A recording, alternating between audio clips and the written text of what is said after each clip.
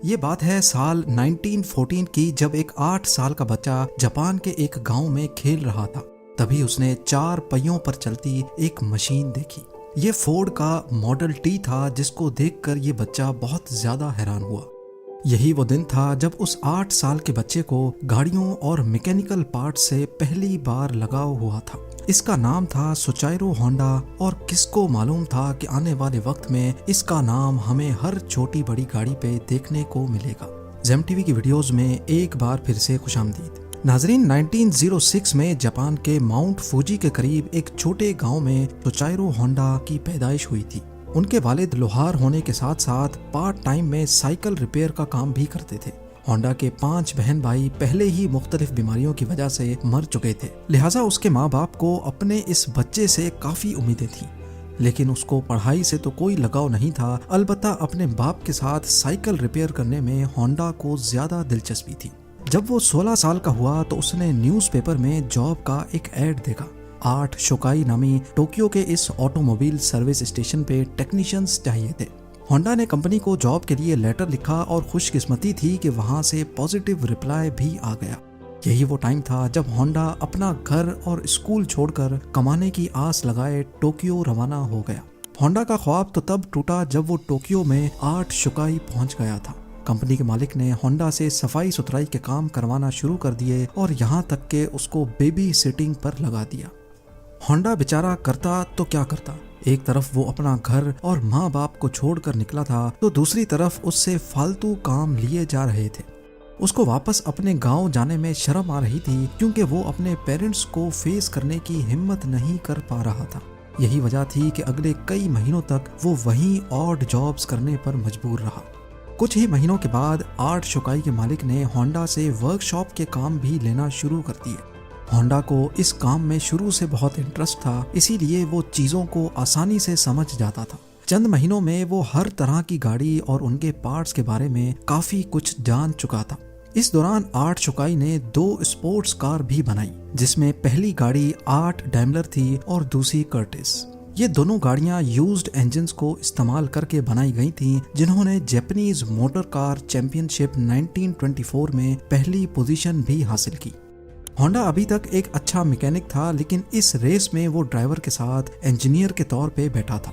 यही वो इवेंट था जिसके बाद सुचाइरो होंडा ने मोटर स्पोर्ट्स को अपना रिलीजन बना लिया।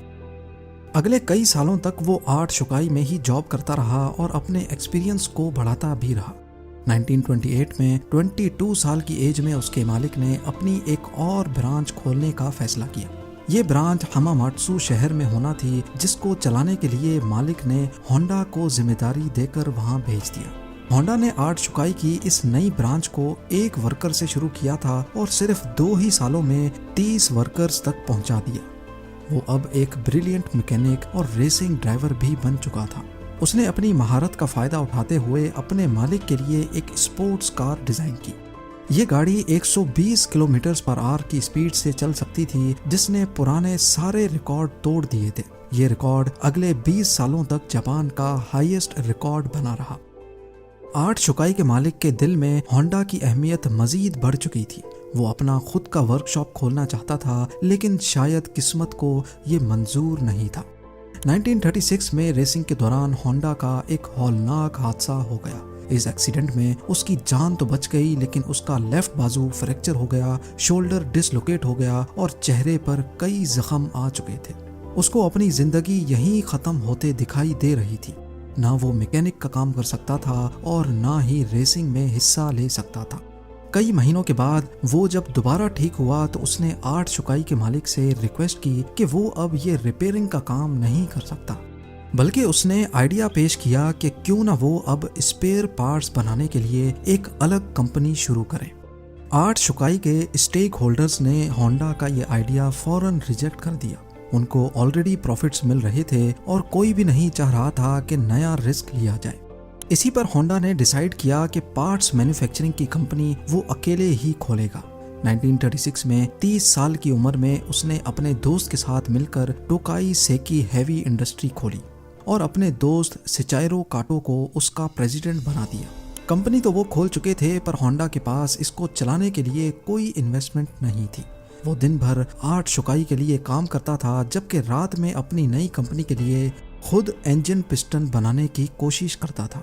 अगले कई महीनों तक वो इसी रूटीन पे चलता रहा, लेकिन उसको कोई कामयाबी ना मिल सकी। उल्टा वो लगातार शिफ्टें लगा लगा कर कमजोर हो चुका था। एक के बाद एक नाकामी उसका रास्ता रोके बैठी थी। तभी उसने मेटलर्जी में महारत हासिल करने के लिए एक यूनिवर्सिटी में एडमिशन ले लिया। 1939 में 3 सालों की लगातार मेहनत करने के बाद वो आखिरकार एक पिस्टन बनाने में कामयाब हो ही गया। अब उसने आर्ट शुकाई से जॉब छोड़ दी और फुल टाइम पिस्टन बनाने में लग गया। पर उसको ये मालूम ही नहीं था कि उसके बनाए हुए पिस्टन में अभी भी कई फॉल्ट्स मौजूद हैं। उसने टोयोटा कंपनी को अपने पिस्टन ऑफर किए तो टोयोटा ने 50 में से 47 डिजाइन्स रिजेक्ट कर दिए। ये खबर होंडा पर बिजली बनकर गिरी, क्योंकि उसके पास अब वापसी का भी कोई रास्ता नहीं था। उसने मुख्तलिफ कंपनीज की रिक्वायरमेंट्स को समझने के लिए पूरे जापान के दौरे लगाना शुरू कर दिए। अलग अलग फैक्ट्रीज में गया, कार मैन्युफैक्चरर्स से मिला। अगले कई साल उसने मार्केट को समझने में लगा दिए और उसके बाद होंडा ने एक बार फिर से पिस्टन बनाए। इस बार ये पिस्टन सारी कंपनीज के क्वालिटी कंट्रोल पास कर चुके थे। उसको धड़ाधड़ ऑर्डर्स मिलना शुरू हो गए और एक बार फिर से होंडा को अपने ख्वाब पूरे होते दिखाई दिए। ऑर्डर्स को पूरा करने के लिए उसकी कंपनी ने 2000 वर्कर्स को भी हायर कर लिया। होंडा की ये खुशी सिर्फ चंद महीनों की मेहमान थी, ये किसको मालूम था। 1941 में जापान वर्ल्ड वॉर 2 में कूद गया और मिनिस्ट्री ने कई जापानीज कंपनी को अपने कंट्रोल में ले लिया, जिसमें एक कंपनी सोचाइरो होंडा की भी थी। होंडा को डाउनग्रेड करके उसी की कंपनी का सीनियर मैनेजिंग डायरेक्टर बना दिया गया और चीजें तब मजीद खराब हो गईं जब कंपनी के वर्कर्स को मिलिट्री सर्विस में लगा दिया गया। अगले 3 साल इंतहाई मुश्किल हालत में गुजरे, लेकिन 1944 में एक वाकया हुआ जिसने होंडा की उम्मीदों पर पूरी तरह से पानी फेर दिया। एयर रेड के दौरान एक मिसाइल सीधा होंडा की फैक्ट्री पे आ लगा। पूरे मुल्क के हालात बद से बदतर होते जा रहे थे। जापान जंग हारता हुआ दिखाई दे रहा था। फिर 1945 में 2 न्यूक्लियर अटैक्स हुए जिसने जापान की सिरे से कमर ही तोड़ डाली। इस वाक़े के बाद जापान ने अमेरिकन के सामने सरेंडर कर लिया। जंग तो अब खत्म हो चुकी थी, लेकिन होंडा अपना सब कुछ खो बैठा था। उसने अपने बचे कुचे एसेट्स टोयोटा को 4,50,000 येन में बेचे और एक बार फिर से जॉबलेस होकर बैठ गया। ये हालत सिर्फ होंडा के साथ ही नहीं थी, बल्कि पूरा जापान बहुत बुरे क्राइसिस से गुजर रहा था। इकोनॉमी मेल्ट हो रही थी। खाना पानी की शदीद किल्लत और महंगाई ने सबकी कमर तोड़ रखी थी। पब्लिक ट्रांसपोर्ट का मिलना इंतहाई मुश्किल था, क्योंकि जापान में पेट्रोल भी नायाब हो चुका था। इसी दौरान होंडा को जापानीज इंपीरियल आर्मी का एक छोटा इंजन मिला, जिससे वो वायरलेस रेडियो चलाया करते थे। अपनी आदत से मजबूर उसे एक आइडिया आया। उसने सोचा कि क्यों ना इस इंजन को एक साइकिल में लगाकर अपनी ट्रांसपोर्ट का मसला हल किया जाए। इससे ट्रांसपोर्ट आसान भी हो जाएगी और सस्ती भी पड़ेगी। क्योंकि उस दौर में लोग पहले ही महंगाई से बहुत परेशान थे, तो जब उन्होंने यही इंजन एक साइकिल पे लगा देखा तो सबको ये आइडिया बहुत अच्छा लगा। चंद यूज्ड इंजन्स तो होंडा को मिल गए, लेकिन लोगों की डिमांड इतनी ज्यादा थी कि अब होंडा ने खुद का नया इंजन डिजाइन कर लिया। ये हिस्ट्री में पहली बार था कि किसी मशीन पर होंडा का लोगो देखा गया। होंडा के पास इतने पैसे नहीं थे कि वो मास लेवल पे ये साइकिल्स बना सके, लिहाजा उसने 18,000 दुकानदारों के नाम एक ओपन लेटर लिखा। लोगों को होंडा पे इतना भरोसा था कि 3,000 दुकानदारों ने उसको पॉजिटिव रिप्लाई दिया और पैसे भी एडवांस में दे दिए। अगले 3 सालों में होंडा ने एक ऐसी मोटरसाइकिल बनाई जो मार्केट की रिक्वायरमेंट के ऐन मुताबिक थी। ये सुपर कब के नाम से लॉन्च की गई, जिसने आते ही मार्केट में धूम मचा दी। यह मॉडल इतना कामयाब हुआ कि 1958 में इसने अमेरिका की अपनी ट्रायम्फ और हार्ले डेविडसन की सेल्स को भी पीछे छोड़ दिया। क्योंकि होंडा को रेसिंग का बहुत शौक तो था ही, इसीलिए उसने अब स्पोर्ट्स बाइक बनाने का फैसला किया। वो मुख्तलिफ बाइक रेसेस में जाता और जीतने वाली बाइक्स के खास फीचर्स नोट डाउन करता जाता। उस दौर में ऐसे स्पोर्ट्स कंपटीशन रेस से बढ़कर मैन्युफैक्चरिंग कंपनीज के लिए मार्केटिंग का टूल हुआ करते थे। चंद सालों में होंडा की पहली स्पोर्ट्स बाइक लॉन्च की गई, जिसने 1962 इंटरनेशनल रेसिंग कंपटीशन में पहली पोजीशन हासिल की। इस रेस ने होंडा का नाम पूरी दुनिया में फेमस कर दिया। 1960s में होंडा दुनिया की सबसे बड़ी मोटरसाइकिल मैन्युफैक्चरिंग कंपनी बन चुकी थी और 1968 तक ये 1 करोड़ यूनिट्स सेल कर चुके थे। अपनी जिंदगी के 62 इयर्स गुजारने के बाद आखिरकार सोचाइरो होंडा को कामयाबी तो मिल चुकी थी, लेकिन जो ख्वाब वो बचपन से ही लिए बैठा था वो अभी तक पूरा नहीं हो पाया था। होंडा अब कार मैन्युफैक्चरिंग की तरफ भी जाना चाहता था। कई लोगों ने उनको ऐसा करने से मना भी किया, लेकिन उन्होंने किसी की एक ना सुनी। उस वक्त जापान में ऑलरेडी टोयोटा और निसान जैसी कंपनीज अपना बिजनेस जमाए बैठी थी। वहां मार्केट में अपनी नई जगह बनाना काफी मुश्किल था। होंडा ने अपनी पहली पिकअप ट्रक T360 लॉन्च की, जो कि फेल हो गई।